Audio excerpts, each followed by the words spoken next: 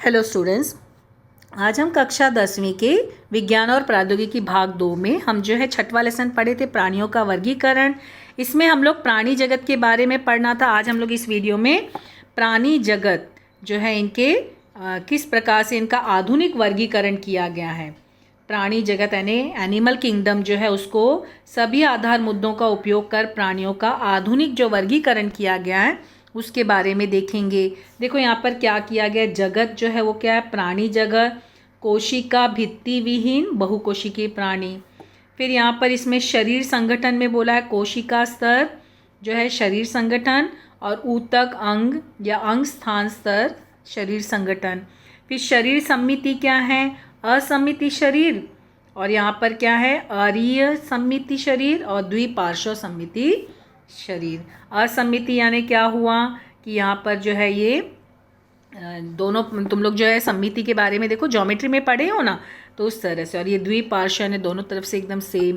फिर देह गुहा में क्या बोला है, देह गुहाहीन शरीर, देह गुहाहीन शरीर इसमें भी और यहाँ पर भी। ये मतलब अरीय समिति में असमिति शरीर भी देह गुहाहीन शरीर, देह गुहाहीन शरीर, और अरीय समिति शरीर में भी देह गुहाहीन शरीर। लेकिन जो द्विपार्श्व समिति है, द्विपार्श्व समिति में देखो यहाँ पर क्या बोला है, ये देह गुहाहीन शरीर, नकली देह गुहा वाला शरीर, सत्य देह गुहा वाला शरीर, 3 प्रकार का है। ठीक है यहाँ पे। फिर उसके बाद यहाँ पर जो प्राणी संघ है वो देखो यहाँ पर, इसी के बारे में अभी हम लोग आज पढ़ेंगे। प्राणी संघ, इसमें भी देखो छिद्रधारी, आंतरगुहीन, चपटे कृमि वाला, गोल कृमि, सखंड कृमि और संधिपाद, ये सब तुम लोगों ने देखा ना। ये हम लोग असंपृष्ठ रज्जु प्राणी के इसमें सब नाम आए थे। फिर उसके बाद यहाँ पर मृदुकाय, कवचधारी, कांटेदार त्वचा वाले। फिर यहाँ पर जो है ये सामीर रज्जु मन, और फिर उसके बाद संपृष्ठ रज्जु। ठीक है, इसमें भी अभी हम लोग जो है आज जो पढ़ेंगे, अभी हम लोग यहाँ पर ये हम लोग जो है छिद्रधारी, चपटे कृमि, अंतर्गुहीन और गोल कृमि, यहाँ तक के इस वीडियो में पढ़ेंगे। अब यहाँ पे देखो ये पहला क्या है, यहाँ पर जो है सबसे पहला रंध्रीय प्राणी संघ, फाइलम पॉरीफेरा। ये सबसे सरल प्रकार की रचना वाले प्राणी हैं। इन्हें स्पंज कहते हैं। इनके शरीर पर असंख्य सूक्ष्म छिद्र होते हैं और ये छिद्र को आस्टिया या आस्कुला कहते हैं। एक एक देखो यहाँ पर साइंस के हर एक पैराग्राफ में, हर एक लाइन में कहीं से भी कोई भी क्वेश्चंस आएंगे। इसके लिए हमेशा साइंस को रीड करो, जहाँ भी इम्पोर्टेंट लग रहा है उसको अंडरलाइन करो और उसको याद करो।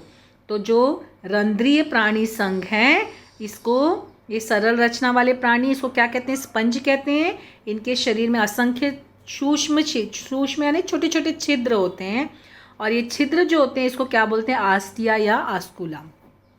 फिर ये जलचर होकर अधिकतर समुद्र में तो कुछ मीठे पानी में पाए जाते हैं। मतलब ये जलचर प्राणी हैं, कुछ समुद्र में होते हैं तो कुछ मीठे पानी में पाए जाते हैं। देखो यहाँ पे स्पॉन्जिला बना हुआ ना। मुख्यतः इन सभी प्राणी का शरीर असमिति वाला होता है। ये सब तुमने जो है ना हर एक ये सब के बारे में ये याद रखना है, कहीं से भी कोई भी क्वेश्चंस आ सकते हैं। इस प्राणियों के शरीर में विशिष्ट प्रकार की ऐसी कॉलेरा कोशिका होती है जिसकी सहायता से ये प्राणी शरीर के पानी में प्रवाहित करते हैं। ठीक है, ये प्राणी किसी आधार से संलग्न होने के कारण उनमें प्रचलन नहीं होता, इसलिए इन्हें स्थानबद्ध प्राणी कहते हैं। इन्हें जो है स्थानबद्ध प्राणी भी कहते हैं। क्यों? क्योंकि इनके आधार से संलग्न होने के कारण उनमें प्रचलन नहीं होता है। देखो कभी कभी कारण बताओ में भी क्वेश्चंस रहते हैं ना। फिर उसके बाद यहाँ पे इनके स्पंज जैसे शरीर में कंटिका का, शूकों का अथवा स्पांजिन के तंतुओं का आधार होता है और कंटिका का कैल्शियम कार्बोनेट अथवा सिलिका। ये जो कंटिका किसके बने होते हैं, कैल्शियम कार्बोनेट या सिलिका के बने होते हैं। ठीक है, जो स्पंज जैसे शरीर में क्या होता है, कंटिका या शूकों का अथवा स्पॉन्जिन के तंतुओं का आधार होता है। और ये जो कंटिका है ये किसके बने होते हैं, कैल्शियम कार्बोनेट अथवा सिलिका के। ठीक है, फिर उसके बाद यहाँ पे क्या बोला, इनके शरीर द्वारा लिए गए पानी में पाए जाने वाले सूक्ष्मजीव तथा पोषक द्रव का वे पोषण करते हैं। आस्टिया नामक छिद्र द्वारा पानी शरीर में प्रवेश करता है और आस्कुला नामक छिद्र पानी बाहर निकालता है। देखो जो आस्टिया नामक छिद्र है उसमें जो है दो प्रकार की, मतलब बोला ना आस्टिया या आस्कुला, तो ये जो छिद्र है ये क्या करता है, इसके द्वारा पानी शरीर में प्रवेश होता है, और जो आस्कुला है इसके द्वारा पानी जो है वो शरीर से बाहर निकाला जाता है। ये ध्यान रखना। देखो यहाँ पर आकृति में ये जो है देखो आस्टिया छिद्र है और ये जो है आस्कुला छिद्र है। आस्कुला में देखो पानी बाहर फेंका जा रहा है और इसमें पानी लिया जा रहा है। ठीक है, यहाँ पे ध्यान देना, छिद्र के जो नाम हैं और उनके क्या कार्य हैं वो ध्यान रखना। इनमें प्रजनन की क्रिया मुकुलन इस अलैंगिक पद्धति से अथवा लैंगिक पद्धति से होती है। मतलब यहाँ पे इनमें जो प्रजनन की प्रक्रिया किस में होती है, लैंगिक या अलैंगिक पद्धति। इसी के साथ इनमें बड़े पैमाने में पुनर्भवन क्षमता पाई जाती है। ठीक है, और उदाहरण अगर बोला जाए तो साइकॉन, यूस्पॉन्जिया, स्नान छिद्रिष्ट, हायालोनिमा और यहाँ पे यूप्लेक्टेल आदि, ये सब इसके उदाहरण हैं। ठीक है, इनके सब विशेषताएं हैं, ये पढ़ना है। कौन से छिद्र का क्या नाम है, वो उसका क्या कार्य है, फिर इसका जो है कंटिका में क्या होता है, फिर उसके बाद जो है यहाँ पर इस प्राणी को स्थानबद्ध प्राणी क्यों कहते हैं। ठीक है, कई क्वेश्चन से, अब इसमें से देखो कितने सारे क्वेश्चंस बन गए। फिर उसके बाद दूसरा है प्राणी, देखो सिलिंड्रेटा निडारिया प्राणी संघ, फाइलम कोलेंट्रा सिनिड्रिया। इस प्राणियों के शरीर का आकार दंडाकृति अथवा छतरी के आकार का होता है। मतलब ये छतरी के आकार, छतरी जान रहे हो ना, तो यहाँ पे ये दंडाकृति या छतरी के आकार का होता है। दंडाकृति शरीर होने पर बहुशुंडक ना, और छतरी के आकार का शरीर होने पर छत्रिका कहते हैं। देखो यहाँ पर अगर दंडाकृति शरीर है तो उसको बहुशुंडक कहते हैं, और अगर छतरी के आकार का शरीर है तो उसको छत्रिका कहते हैं। ध्यान देना, देखो क्वेश्चंस कैसे कैसे हैं। ये सभी जलचर प्राणी हैं, ये अधिकतर समुद्रवासी होते हैं, लेकिन कुछ थोड़े ही प्राणी मीठे पानी में पाए जाते हैं। अधिकतर मतलब ये समुद्र में रहने वाले हैं, लेकिन कुछ ऐसे हैं जो मीठे पानी में पाए जाते हैं। इनका शरीर आर्य सममिति और द्विस्तरीय कोशिका वाला होता है। इनका शरीर कैसा है, आर्य सममितिया और द्विस्तरीय कोशिका वाला होता है। ये सब विशेषताएं लिखने के लिए आती हैं, इसके लिए ध्यान से। इनके मुख के आसपास दंत पेशी युक्त स्पर्शिकाएं होती हैं। फिर यहाँ पर जो स्पर्शिकाएं हैं उसका उपयोग भक्ष्य पकड़ने के लिए होता है।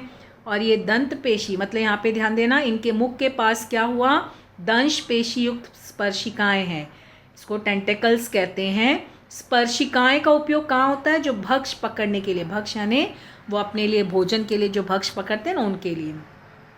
जो दंत पेशी भक्ष्यों के शरीर में विष का अंतःक्षेपण करती हैं और इनका उपयोग स्वयं के संरक्षण के लिए भी होता है। उदाहरण जल व्याल, कोरलस, सी ओमेन, ये समुद्र फूल हैं, Portuguese, man of war, physalia, jellyfish, aurelia, प्रवाल, कोरल्स। ठीक है, कभी कभी ऐसे ना तुम्हें उदाहरण में ऐसे नाम लिख के आएंगे और पूछे जाएंगे कि इनका जो है संघ पहचानो, तो इसके लिए ये सब नाम ध्यान रखना है, डेली पढ़ना है। तो यहाँ पर देखो ये उदाहरण दिए हुए हैं। ये जो देखो ये शुंडक होता है ना, फिर ये सियोमिन है, फिर ये जल व्याल है यहाँ पर। ठीक है, तो यहाँ पर ये मुख है, स्पर्शिका, वृषण, शरीर, नवजात मुकुल।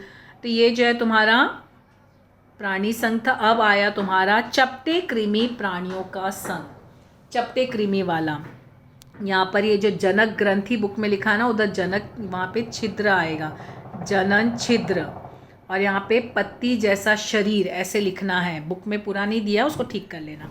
अब देखो चपटे कृमि प्राणियों का संघ ये कैसे होता है। इनका शरीर दुबला पतला, पत्तियों जैसा अथवा पट्टी के जैसे चपटा होता है। पट्टी जान रहे हो, स्केल के जैसे, तुम लोग का पट्टी यानी तुम लोग का स्केल है ना, उसके जैसे चपटा। इसलिए इन्हें चपटे कृमि वाला प्राणी कहते हैं। देखो कारण बताओ में क्वेश्चंस रहता है ना, तो ध्यान देना। अधिकतर प्राणी अतः परपोषी परजीवी होते हैं। ये जो प्राणी ये क्या है, परपोषी या परजीवी होते हैं, परंतु कुछ स्वतंत्र जीवन यापन करने वाले पानी में पाए जाते हैं। कुछ जो होते हैं वो स्वतंत्र अपना जीवन यापन करते हैं और वो पानी में पाए जाते हैं। इनका शरीर कैसे, देह गुहाहीन होकर इनमें द्विपार्श्व सम्मिति पाई जाती है। इनमें कौन सी सम्मिति है, देह गुहाहीन शरीर है और द्विपार्श्व सम्मिति पाई जाती है। ये प्राणी त्रिजनन स्तरीय वाले होते हैं। ध्यान देना, हाँ, इनका शरीर बहिर्जनन, मध्य जनन स्तर और अंतर्जनन स्तर, इस प्रकार 3 जनन स्तर में बना होता है। इसीलिए देखो यहाँ पे बोला ना त्रिजनन स्तर वाले होते हैं।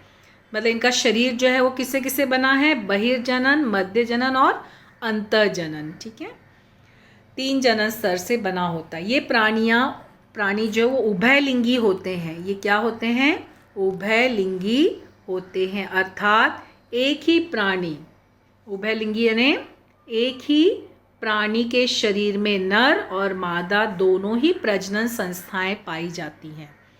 ठीक है, उभयलिंगी मतलब क्या हुआ, उस प्राणी के ही शरीर में नर और मादा दोनों जो है वो संस्थाएं होती हैं।